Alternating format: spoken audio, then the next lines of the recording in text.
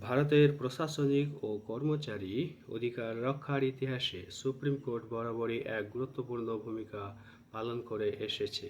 সাম্প্রতিক এক গুরুত্বপূর্ণ রায়ে দেশের সর্বোচ্চ আদালত রাজ্য সরকারি কর্মচারীদের দীর্ঘদিনের প্রতীক্ষিত বকেয়া মহার্ঘ ভাতা বা ডিএ প্রদান করার স্পষ্ট নির্দেশ দিয়েছে। এই রায় শুধু কর্মচারীদের আর্থিক স্বস্তিই নয়, বরং ন্যায় ও সংবিধানে অধিকারের এক উজ্জ্বল দৃষ্টান্ত হিসেবে বিবেচিত হচ্ছে। মহার্ঘ ভাতা বা ডিএ মূলত মূল্যবৃদ্ধির সঙ্গেই তাল মিলিয়ে কর্মচারীদের জীবনযাত্রার মান বজায় রাখার জন্য দেওয়া হয়।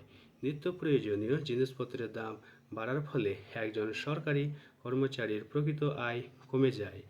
এই ক্ষতি পুষিয়ে দেওয়ার জন্য ডিএ প্রদান করা হয়।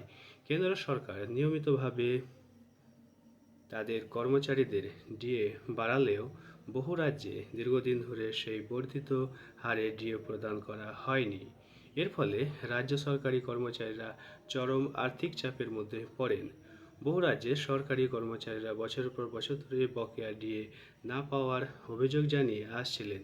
বারবার রাজ্য সরকারের কাছে দাবি জানানো সত্ত্বেও অর্থনৈতিক অজুহাত দেখিয়ে সেই দাবি উপেক্ষিত হয়েছে। ফলস্বরূপ কর্মচারী সংগঠনগুলি আইনি পথে যাওয়ার সিদ্ধান্ত নেয়।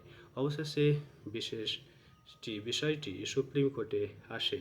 সুপ্রিম কোর্ট স্পষ্ট ভাষায় জানিয়ে দেয় যে ডিএ কোনো দয়া বা অনুদান নয়, এটি কর্মচারীদের ন্যায্য অধিকার। আদালত পর্যবেক্ষণে জানায়, মূল্যবৃদ্ধির সময় কর্মচারীদের ডিএ থেকে বঞ্চিত রাখা সংবিধানের ন্যায় ও সমতার নীতির পরিপন্থী। রাজ্য সরকার আর্থিক সংকটের কথা বললেও কর্মচারীদের ন্যায্য পাওনা আটকে রাখা যায় না। সুপ্রিম কোর্ট রাজ্য সরকারকে নির্দিষ্ট সময়ের মধ্যে বকেয়া ডিএ মিটিয়ে দেওয়ার নির্দেশ দিয়েছে। প্রয়োজনে কিস্তিতে হলেও এই বকেয়া অর্থ প্রদান করতে হবে বলে আদালত জানিয়েছে। একই সঙ্গে ভবিষ্যতে কেন্দ্রের সঙ্গে সামঞ্জস্য রেখে নিয়মিত ডিএ প্রদানের বিষয়েও আদালত গুরুত্ব আরোপ করেছে। এই রায় ঘোষণার পর রাজ্য সরকারি কর্মচারীদের মধ্যে স্বস্তি ও আনন্দের পরিবেশ তৈরি হয়েছে। বহু কর্মচারী মনে করছেন অবশেষে তাদের দীর্ঘদিনের লড়াই সফল হয়েছে।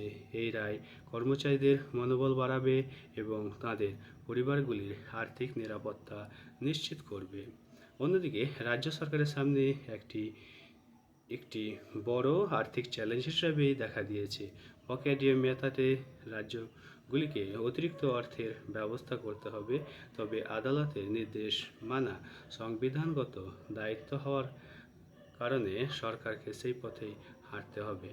সুপ্রিম কোর্টের এই রায় রাজ্য সরকারি কর্মচারীদের অধিকার রক্ষায় এক ঐতিহাসিক পদক্ষেপ।